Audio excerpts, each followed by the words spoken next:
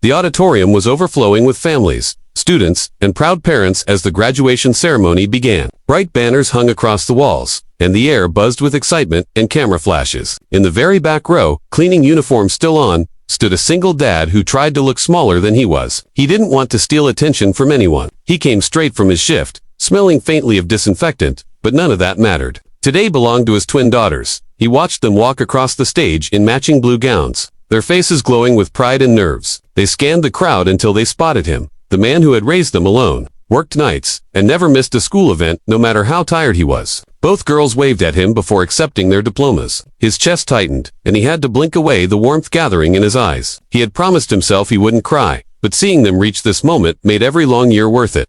A U.S. Marine Corps captain stood near the aisle, assigned to supervise the Academy's color guard. He wasn't paying attention to the crowd until he noticed the janitor in the back, shoulders stiff, hands clasped tightly. Something about the way the man stood felt familiar. When the ceremony ended, the captain walked past the rows of cheering families. He didn't know why. He kept glancing at the janitor, but there was something pulling him closer. The twins ran into their father's arms, and he lifted them with the strength he didn't show often. They laughed, hugged him tightly, and told him he looked perfect, even in his work clothes. As he knelt to embrace them, the sleeve of his uniform shifted slightly, revealing an old tattoo on his upper arm. The captain froze in place when he saw it. He knew that mark. It wasn't a gang sign, not a random drawing. It was a unit symbol from a Marine team that had been lost in a deployment many years ago. He stepped closer, unable to stop himself. The janitor noticed him too late and lowered his sleeve quickly. The captain spoke his name softly, almost like questioning a ghost. The twins looked between the two men, confused. Their father straightened, the emotion in his face shifting from joy to caution. The captain's voice cracked as he asked how he survived, where he had been, why he never came back. The janitor's jaw tightened.